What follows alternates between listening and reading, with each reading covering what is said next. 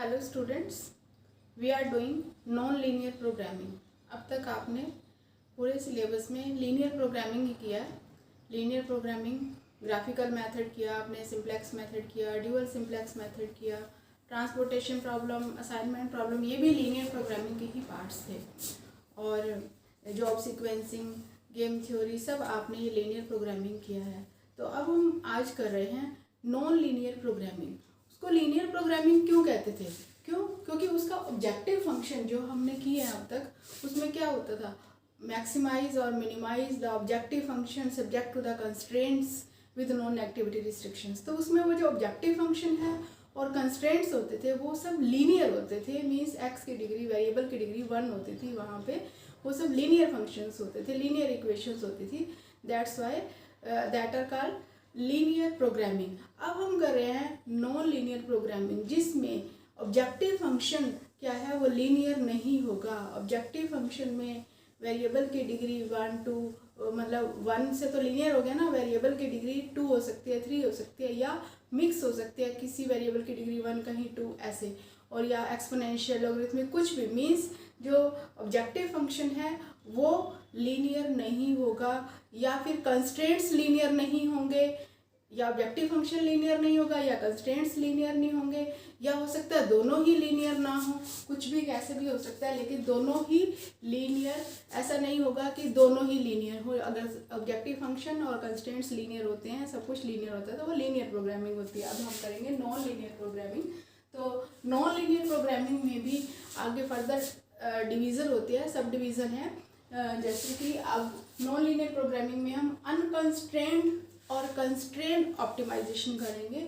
आज हम करेंगे इस लेक्चर में अनकंस्ट्रेंड ऑप्टिमाइजेशन। अनकंस्ट्रेंड का मतलब क्या है कि आपको ओनली ऑब्जेक्टिव फंक्शन गिवन होगा, ओनली फंक्शन एफ एक्स एक continuous function, F X is equal to X cube plus 2x square plus 5, इस टाइप से एक कॉन्टिन्यूस फंक्शन गिवन होगा ओनली। आपको कोई कंस्ट्रेंट्स नहीं गिवन होंगे, ओनली ऑब्जेक्टिव फंक्शन गिवन होगा, कंस्ट्रेंट्स गिवन नहीं होंगे। आपको ऑब्जेक्टिव फंक्शन से ही मैक्सिमाइज और मिनिमाइज करना है, मैक्सिमा निकालना है, पॉइंट ऑफ मैक्सिमा निकालना है कि किस पॉइंट पे मैक्सिमम वैल्यू आएगी और किस पॉइंट पे मिनिमम वैल्यू आएगी। जैसे हम लीनियर प्रोग्रामिंग में करते हैं, उसमें भी तो सोल्यूशन निकालते हैं, एक्स वाई की वैल्यू निकालते हैं, वही इसमें ही है कि किस पॉइंट पे मैक्सिमम और मिनिमम आएगा, जब ओनली आपको फंक्शन गिवन हो, कंस्ट्रेंट्स गिवन ना हो। तो आज हम इस लेक्चर में यही करेंगे कि अनकंस्ट्रेंड ऑप्टिमाइजेशन। अनकंस्ट्रेंड ऑप्टिमाइजेशन को क्लासिकल ऑप्टिमाइजेशन टेक्निक भी बोला जाता है, अनकंस्ट्रेंड ऑप्टिमाइजेशन को। तो अनकंस्ट्रेंड में हमारे पास क्या होगा, एक कॉन्टिन्यूस फंक्शन गिवन होगा, function F X is continuous. For example देखो, मैंने आपके सामने एक डायग्राम बनाया है, ये कॉन्टिन्यूस फंक्शन है, देखो दिख रहा है आपको, कॉन्टिन्यूस, कहीं इसमें ब्रेक है नहीं है, ये कॉन्टिन्यूस फंक्शन है, कॉन्टिन्यूस कर्व है आपके पास, कॉन्टिन्यूस फंक्शन है।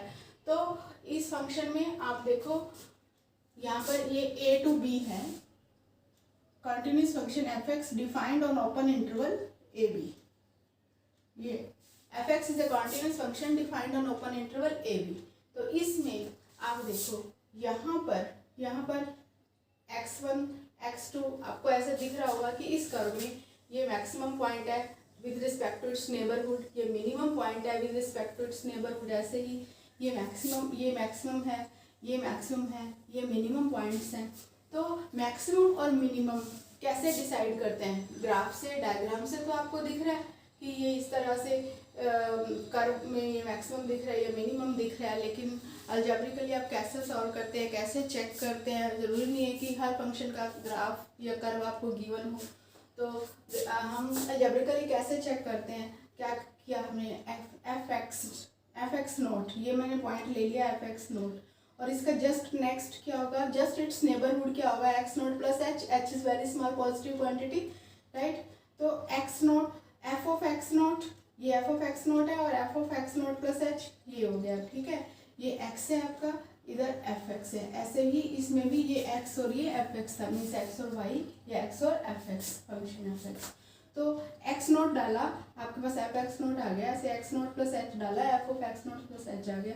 अगर इन दोनों का डिफरेंस देखो, इन दोनों का difference F of X naught plus H minus F X naught, F X note बड़ा है इसमें, F of X naught plus H minus F X not is less than zero.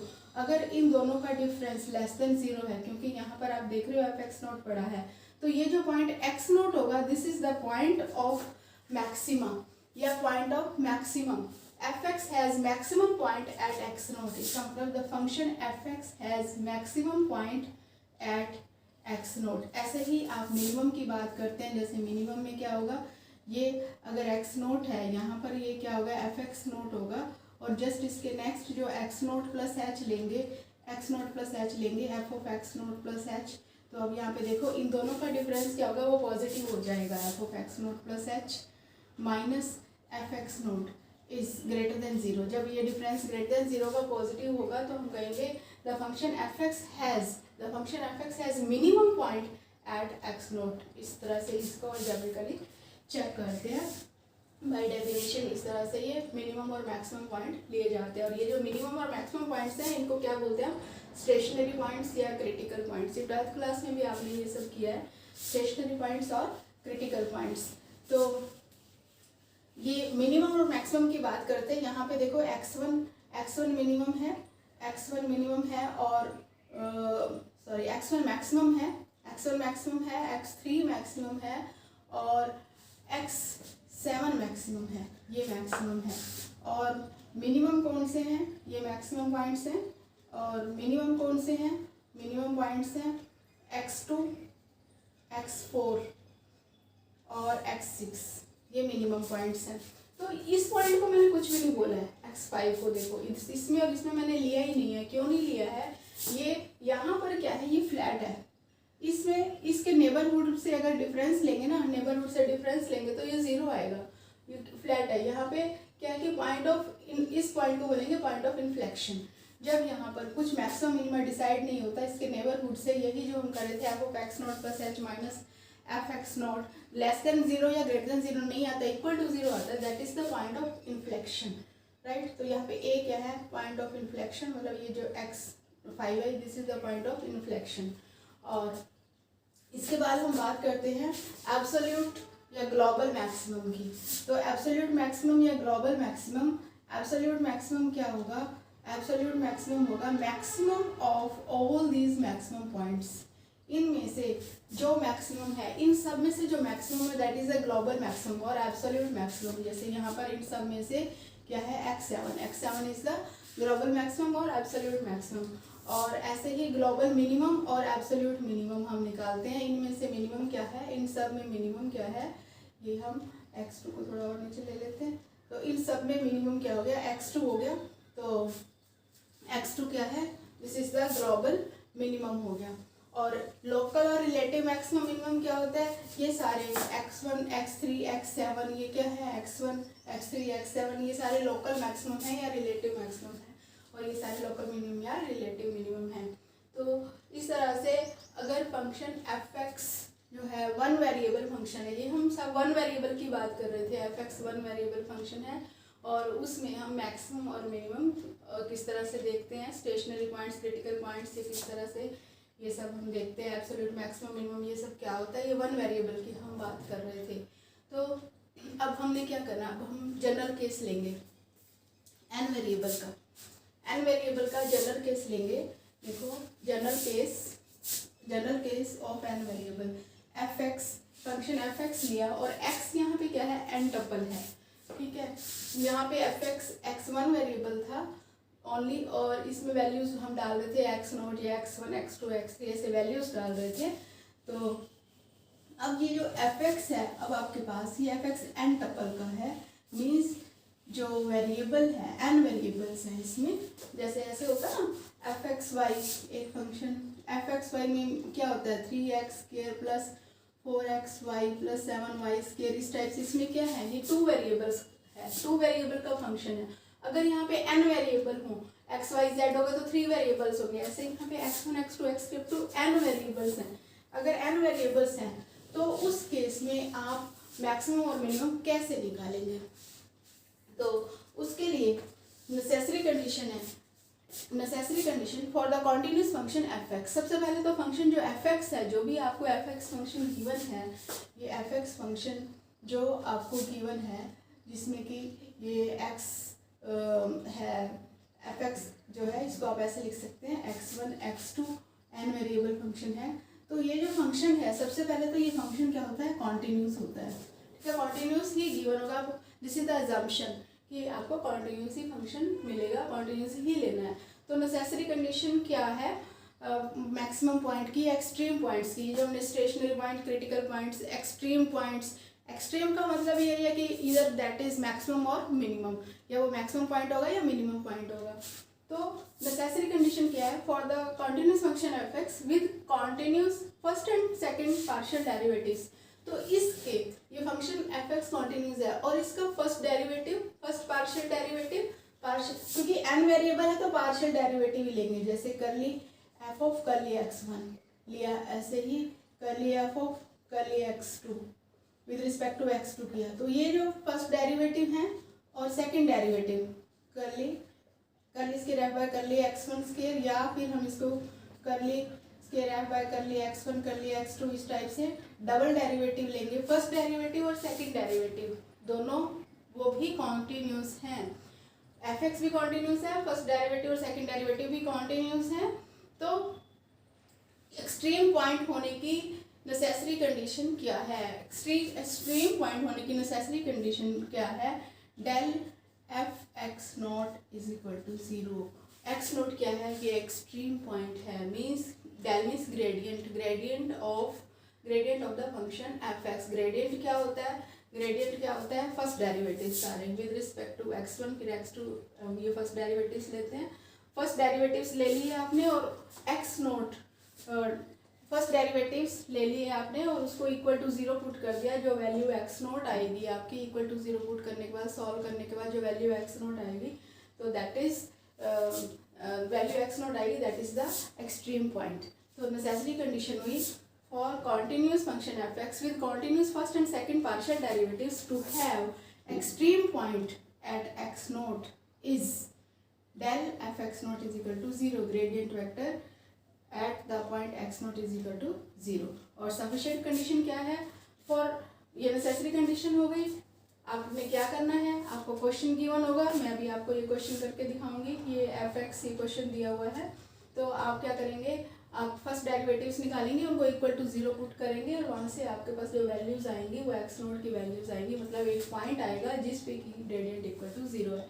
फिर सफिशिएंट कंडीशन क्या है, for X not to be an extreme point. ये जो x note point आया है, इसको एक्सट्रीम होने के लिए क्या करना होगा, एक्सट्रीम होने के लिए एक हेसियन मैट्रिक्स बनाएंगे। हेसियन मैट्रिक्स का मतलब हम डबल डेरिवेटिव लेंगे हर एक का और उसका हेसियन मैट्रिक्स बनाएंगे जिसमें सबका डबल डेरिवेटिव लेंगे। और वो मैं अभी इस क्वेश्चन में आपको बना कर दिखाती हूँ। Sufficient condition for X not to be an extreme point is Hessian matrix H at X not negative definite. अगर ये हेसियन मैट्रिक्स जो हम बनाएंगे, अगर उसमें डिटर्मिनेंट निकालेंगे, अगर वो नेगेटिव डेफिनेट है, मतलब उसकी वैल्यू नेगेटिव आती है तो एक्स नोट मैक्सिमम पॉइंट है, और अगर उसकी वैल्यू पॉजिटिव आती है तो एक्स नोट क्या है, मिनिमम पॉइंट है।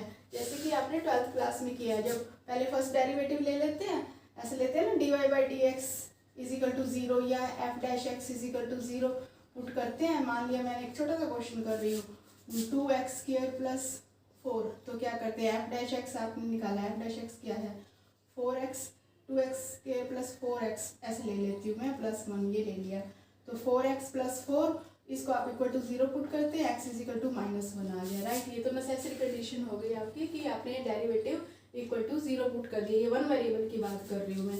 फिर आप क्या करते हैं, उसका डबल डेरिवेटिव लेते हैं, f डबल डैश एक्स, इसका डबल डेरिवेटिव लिया 4। अगर ये 4 ग्रेटर देन 0 आ जाता है तो हम ये कहते हैं जो x इज इक्वल टू -1 है, ये जो x नोट हमारा यहाँ पे मान लिया जो हम कर रहे हैं x नोट, ये जो पॉइंट आया है, ये this is the maximum point. The function f(x) has the point x naught is equal to -1 as maximum point। तो point of maxima है ये। अगर 4 greater than 0 है तो point of minima है, इसमें उल्टा होता है। तो अगर 4 डबल डेरिवेटिव ग्रेटर देन 0 आया तो ये मिनिमम पॉइंट है, और अगर यहाँ पर -4 आ जाता या कुछ नेगेटिव आ जाता तो ये मैक्सिमम हो जाता। मान लिया यहाँ पे -4 में कर देती या फिर यहाँ पे -4 कर देती तो यहाँ -4 आ जाता या -4 आ जाता, दिस इज लेस देन 0, तो वो फिर मैक्सिमम हो जाता। तो ये तो वन वेरिएबल की बात है। अब यहाँ पे n वेरिएबल में क्या है, पहले f(x) नोट कर लेंगे, फिर डबल डेरिवेटिव लेंगे।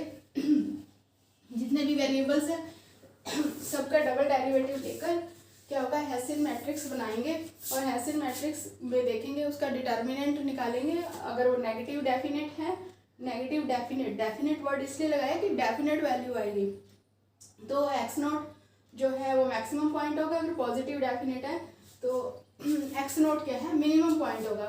और अगर ये डेफिनेट वैल्यू नहीं आती है या semi definite means equal to 0, और जिसका पता नहीं चलता कि डेफिनेट है या मतलब पॉजिटिव है या नेगेटिव है, तो या फिर इनडेफिनेट है, इन्फिनिटी है, तो वो केसेस हम बाद में डिस्कस करते हैं। पहले मैं आपको एक एग्जांपल करवा देती हूँ।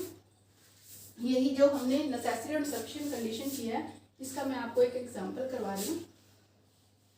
देखो, अब ये यहाँ पे क्वेश्चन है f(x) is equal to x1 square plus x2 square plus x3 square minus 4x1 minus 8x2 minus 12x3 plus 56। ये क्वेश्चन मैंने यहाँ लिखा है।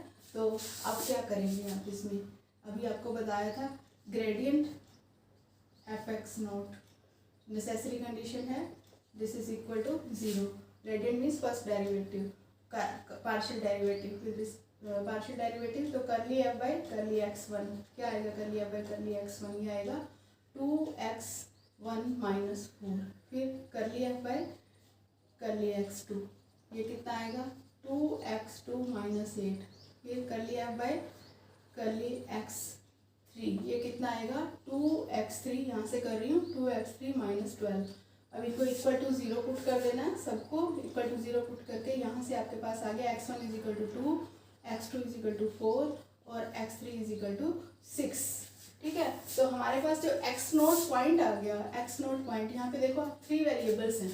जो x0 पॉइंट है यहाँ पे क्या, ये n टप्पल है, यहाँ पे अब हमारे पास 3 वेरिएबल्स है, तो x0 पॉइंट क्या आ गया, x0 पॉइंट हुआ x1 x2 x3 मीन्स ये पॉइंट हुआ 2 4 6। तो नेसेसरी कंडीशन के according del f(x0) is equal to 0 से हमारे पास x0 आ गया 2 4 6। सफिशिएंट कंडीशन से अब हम चेक करेंगे कि ये जो पॉइंट x0 है ये एक्सट्रीम पॉइंट है या नहीं है, पॉइंट ऑफ मैक्सिमा है या पॉइंट ऑफ मिनिमा है या है भी या नहीं एक्सट्रीम पॉइंट। ठीक है, तो हेसियन मैट्रिक्स के लिए क्या करते हैं हम, हेसियन मैट्रिक्स कैसे लेते हैं, अब 3 वेरिएबल की कैसे लेंगे। देखो पहले ये करली f बाय करली x1, करली f बाय करली x2, करली f बाय करली x3। ठीक है, यहाँ पर करली f बाय करली x2, करली f बाय करली x2, x1 x2, x1 x2 x3।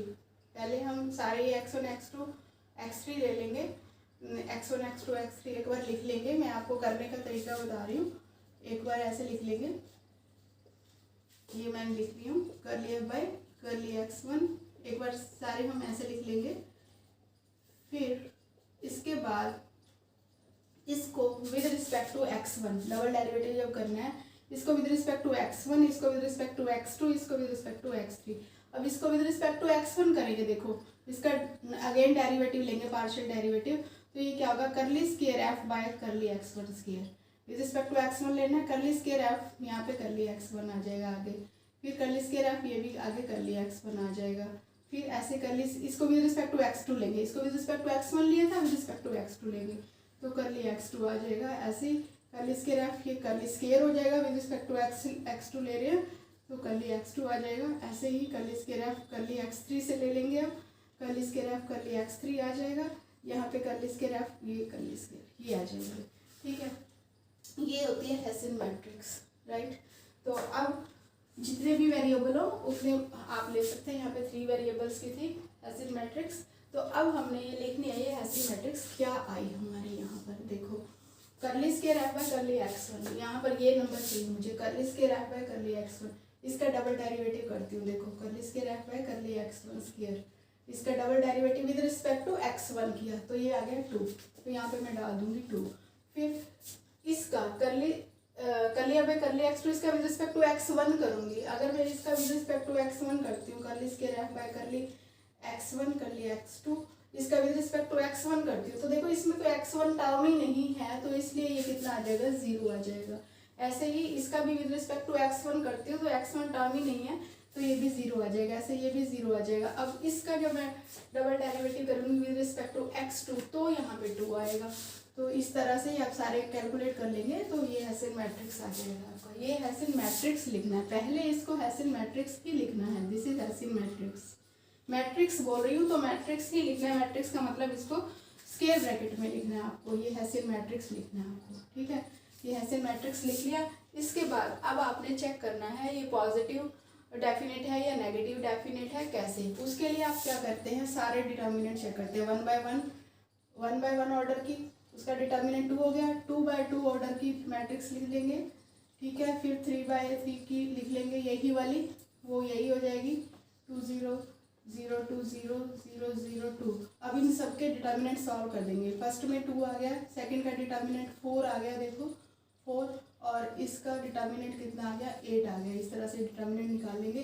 तो 2 4 8 ये सारे क्या हैं, ग्रेटर देन 0 हैं, सारे ग्रेटर देन 0 है। इसका मतलब जो हेसियन मैट्रिक्स है दैट इज पॉजिटिव डेफिनेट। अगर ये पॉजिटिव डेफिनेट है तो x नोट, ये जो पॉइंट है ये क्या है, मिनिमम पॉइंट है, ये स्टेशनरी पॉइंट है। ये जो है एक्सट्रीम पॉइंट है, this is the minimum point, this is the point of minimum, right. तो अब ऐसे भी हो सकता था कि यहाँ पर ये जो नंबर ना आकर x1 x2 में वेरिएबल्स भी आ सकते थे। यहाँ पे हम सॉल्व करते तो यहाँ पे डिटर्मिनेंट में भी वेरिएबल आ सकता था। तो वेरिएबल जो आता तो उसमें हम x1 x2 x3 मान लिया, यहाँ पे वेरिएबल ऐसे आ जाता है, ये वैल्यू आ जाती है 8x1 माइनस x2। तो मैं x1 की वैल्यू यहाँ पे 2 डालती और x2 की 4 डालती, तो 8 2 16 माइनस 4। फिर मैं देखती यहाँ पर क्या आता।